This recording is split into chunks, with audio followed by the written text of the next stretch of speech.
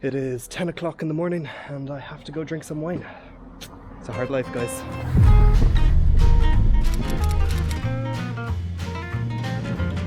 So as all good stories begin, I met a woman in a bar last night. Well, actually that's not true. My girlfriend met a woman in the bar last night. Her name's Raquel and she works for a bodega, a winery called Bodega Baronia. And she invited us along, us being Marina and I, but unfortunately Marina has to work. So it's just myself, because there are two types of people in this world, my friend. Those that work and those that drink wine for breakfast. I know that's very unfair. Anyway, she invited us along to come and do a tour of the winery and a wine tasting at 11 o'clock in the morning, and you will never find me refusing that offer. So I hope to spend the morning tasting some exquisite wines, some exquisite Rioja wines, because that is where we are. We are in the Rioja region of Spain, where its wine comes from, Rioja wine, hence the name. And I hope to see some of the winery, see some of the vats and some of the production process. I don't think they'll be producing right now because it's not the time of year, but yeah, it'll be exciting. So let's go.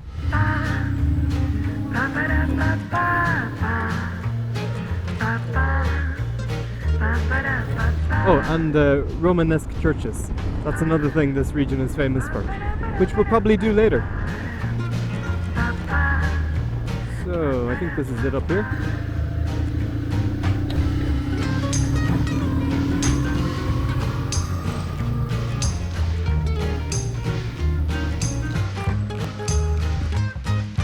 Hola, Raquel. Very good. And you? Okay. Not bad. Not bad? Not bad.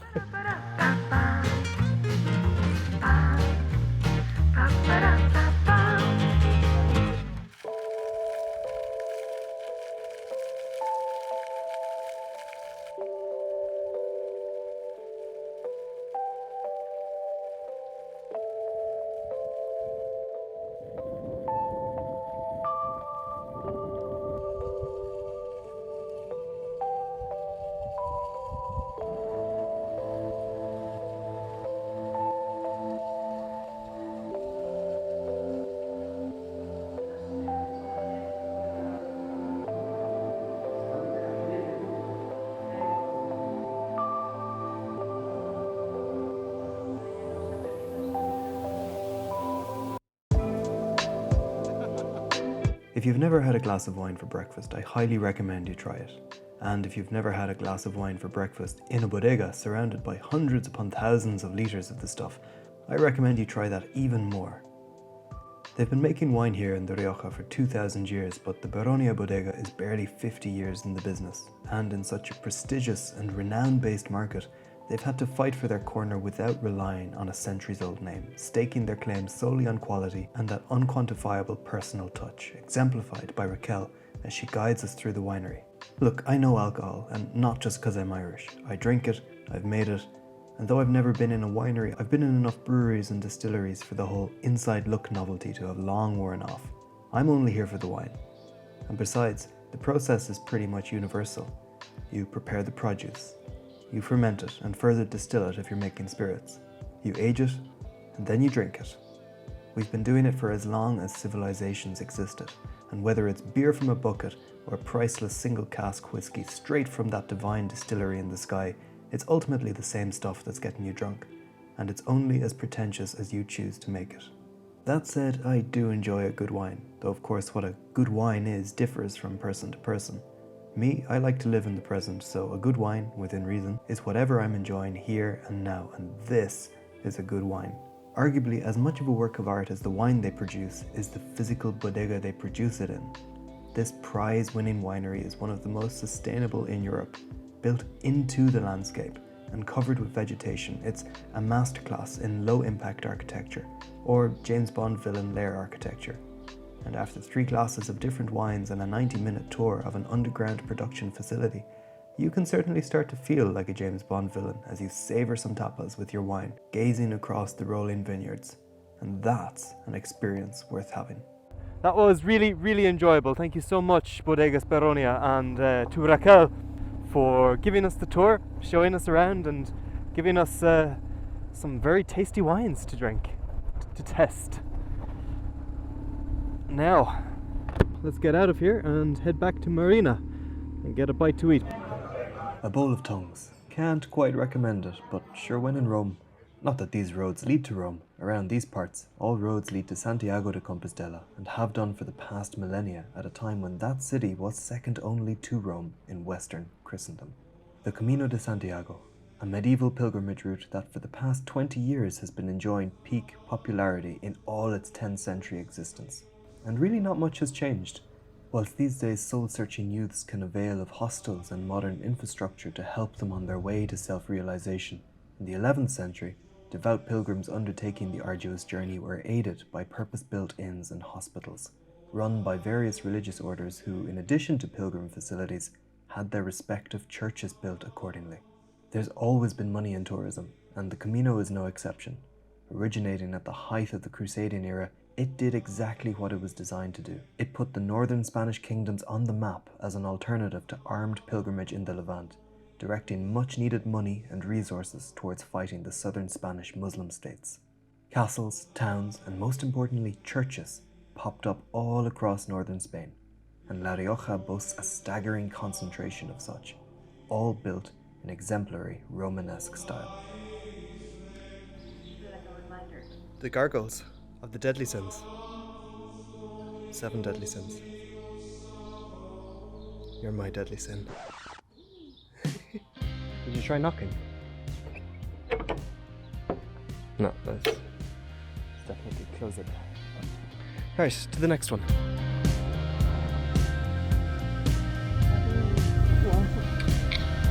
Hello, Castle. That church does look later though. Yeah, that's 16th century. Oh.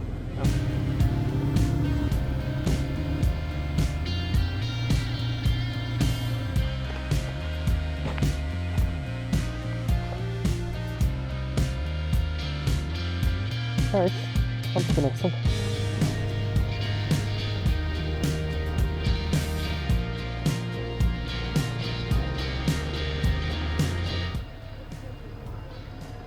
Does that mean like mind the bees or be careful, there are bees? Oh, lovely. What's that now? It's a bee. Oh, there's a beehive up there. Ah, okay. Also looks very closed. Someone lost their home. I hate it when my house falls out of the tree as well. It's just the worst, especially when you're in bed. Stick it there on the table, sure.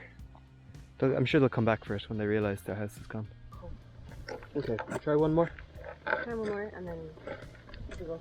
You wouldn't want to be counting on the hospitality of the monks if you were a pilgrim, that's for sure. I don't think I'm nice. Oh, really? You don't think so, do you? Fabrics.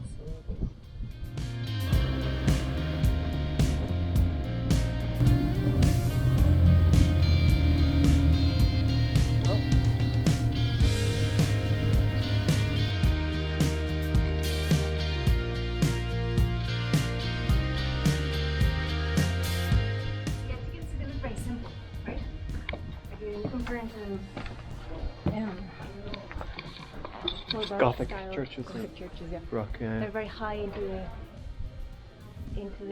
the heavens. This one is very grounded. Yeah. Solid. It's like a block. But they don't seem to be regularly open. I wonder Nope. if they don't have priests. Well, they're probably not used. Maybe for festivities. Maybe, yeah. Anyway. We can go see some monasteries instead.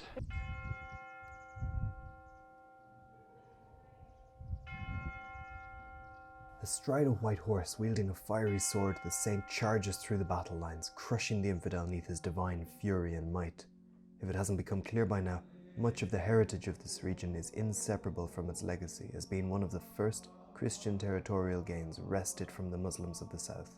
And as soon as the Muslims are out, the monks are in, cementing Christianity in the newly won land with a multitude of monasteries like this one dedicated to San Millán, and which to this day houses his relics.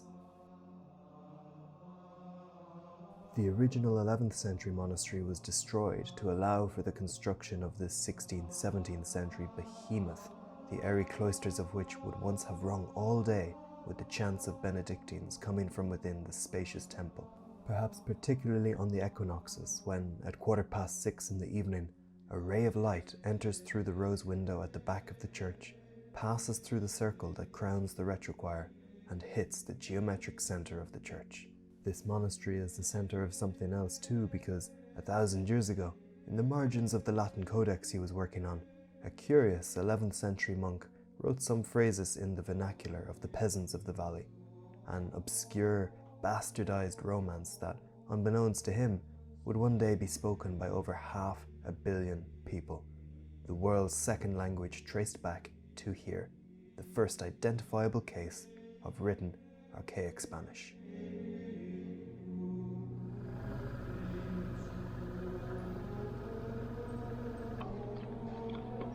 In the nearby town of Nájera is the monastery of Santa Maria la Real de Nájera, also originally dating to the 11th century, though its present state is mainly 15th century and later, displaying examples of Gothic, Renaissance, and Baroque styles.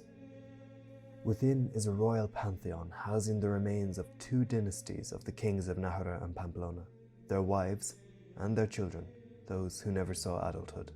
Most striking is the tomb of Blanca de Navarra, wife of Sancho III of Castile, who died in childbirth, aged 19.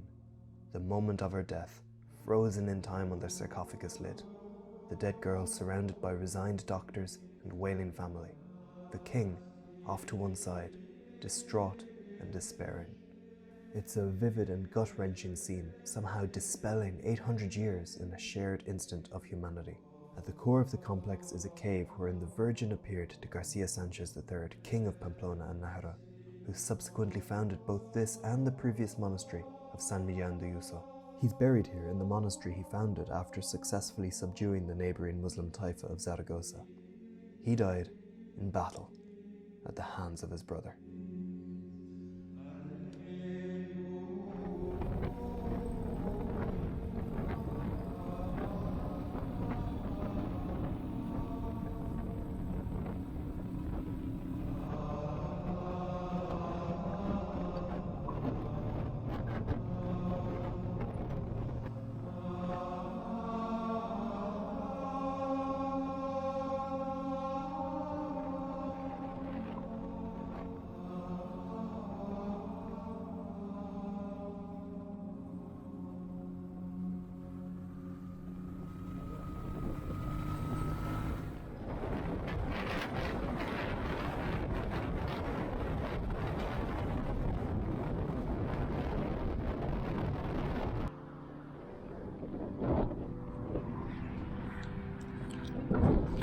It's very windy.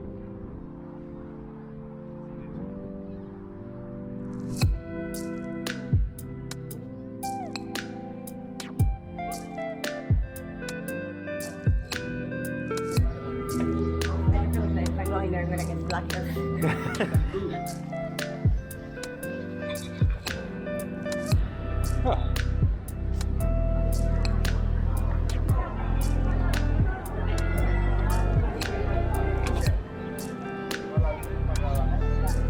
Look, these are all the different bodegas.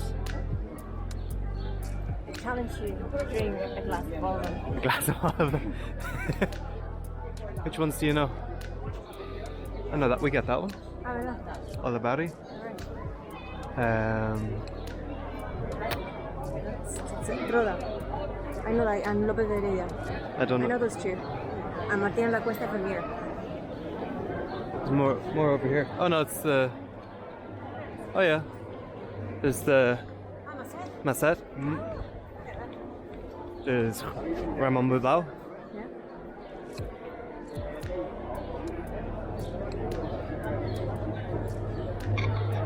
Should we go get a bite to eat? Bye. Let's find a bite to eat. Got the representation. Let's come on.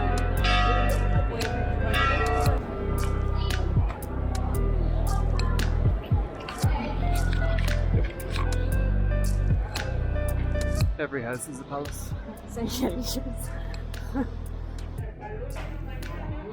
you can have vegetables with vegetables and some more vegetables and some fish.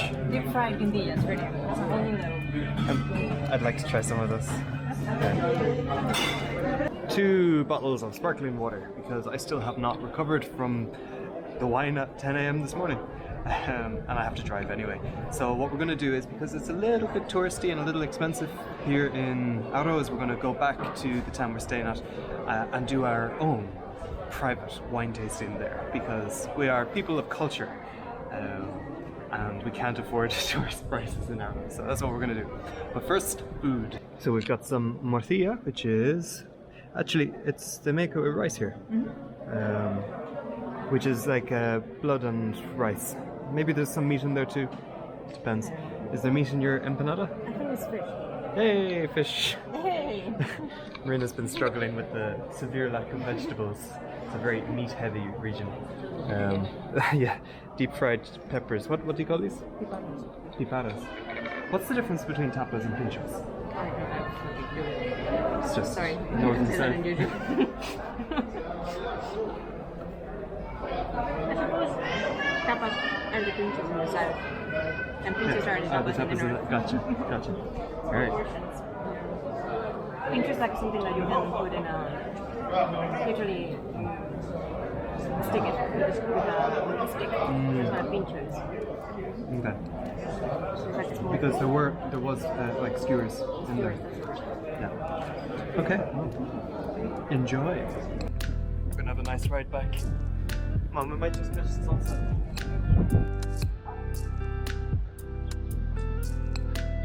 Right, the last ride.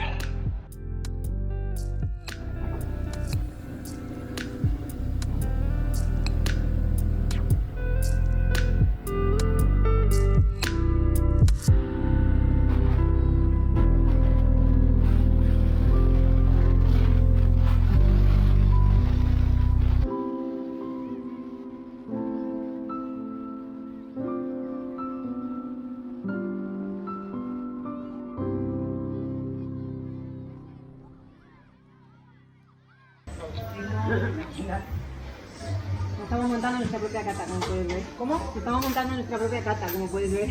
Ya me imagino. So this white is Muga.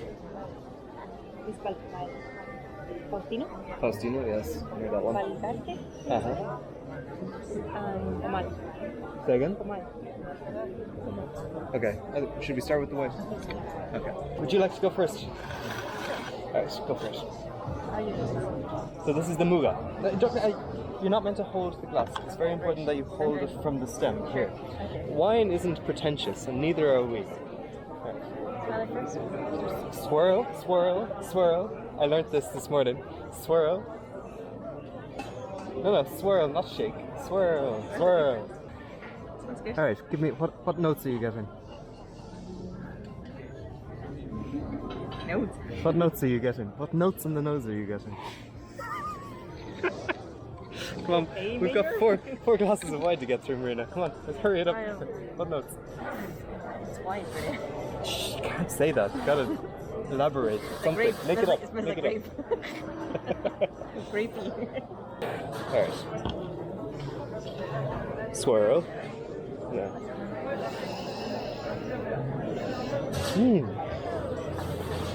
I'm getting notes of olives. That might actually just be the plate of olives in front of me. Right. I'm getting some light citrus at the back of the nose there. I mean, if you had no at the front of the nose, It smells like the first rain of a sunny spring day. Like wine. Okay. In the mouth, sir. That's it. Yeah. Suck in. You have to. It's really important that you suck in through your teeth with and that awakens the flavors. Then it smells. That's true. It tastes less sweet than it smells. You heard it from the doctor. You look through it just to make sure that it's wine that you're drinking.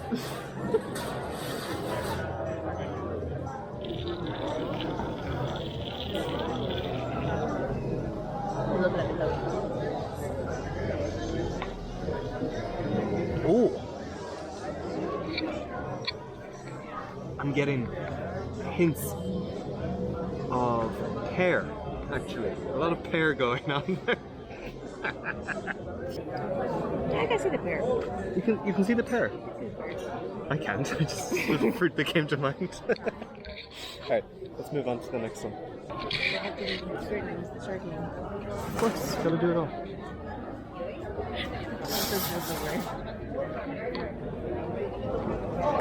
Oh, that one's rough. Rough. In a good way or a bad way? It's in a good way. It smells like oak. Actually, it smells like oak. Notes of oak. No, We're getting it there. smells like oak.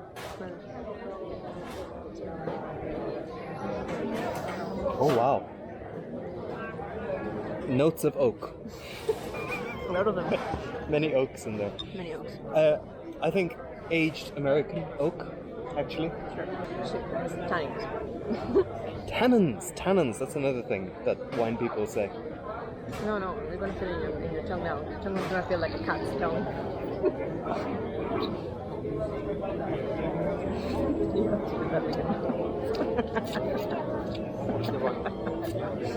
Oh, it's very dry, yes. Mm. Do you know what we're missing? It's something to cleanse the palate. Of course. It's gonna cleanse a bit more water. I'm getting actually cured meat off this one. Like some salchichon or... That's very creative. Yeah, cured meats off that one. Oh, we never did the notes. Oh, we did. That was the oak. Okay, what's this one? Yolk. What's the next? Faustino? Faustino. Up to you.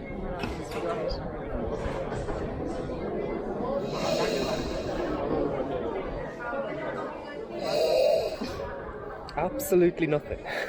No way. Absolutely nothing. That's very mild, yeah.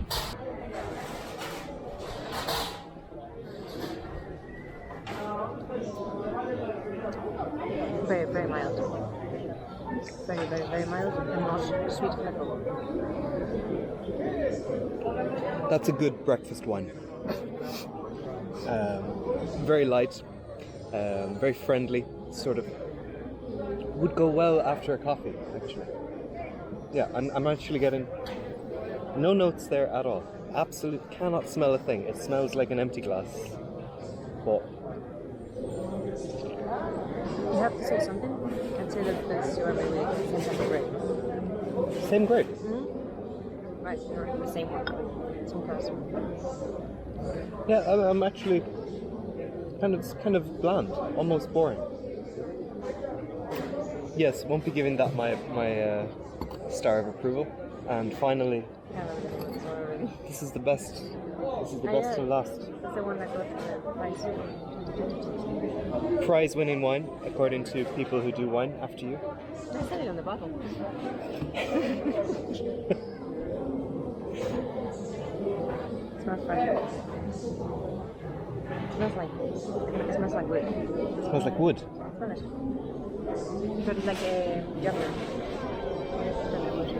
Oh yeah, it smells like ash that's been aged for a year, seasoned for a year. Weird. And also, I'm getting a little bit of like grass, a bit grassy in there. You see, the more you do it, the easier it comes to you, until you actually start talking bullshit. Like the way with your hand. It's very dry. Dryness. Very dry grape. Also, it's like a French wine. That is, it's quite French. Yeah. Sorry, I'm covering your face with the glass. It's fine. Very dry. Yes. This is my favorite. I think this is the best one. Yeah, and the white. Actually, the white is really quite nice. Yeah. This has definitely got the most interesting stuff going on in the glass in there. I like the first one. Yes. Okay. So if we had to rate them in order, what would you rate 1 to 4? Which one fourth? No. Third? Second. And third. Second and third. Here they are. Second and third. That's correct. First. I would put first, second, third, fourth. Yeah. So what have we learned? Absolutely nothing. Other than we've got 4 glasses of wine to drink. And with that, we will leave you. I hope you enjoyed our little tour around the Rioja region. We're heading now west, so we're going to spend the next 2 days riding around the Picos, right? The Pico Mountains, through Asturias, and then into Galicia, which should be a good ride. So, if you're new here and you liked this, let us know in the comments. I read everything, and I'd be very happy to hear your criticism of our wine tasting. I guarantee you could probably do better than us. So, with that,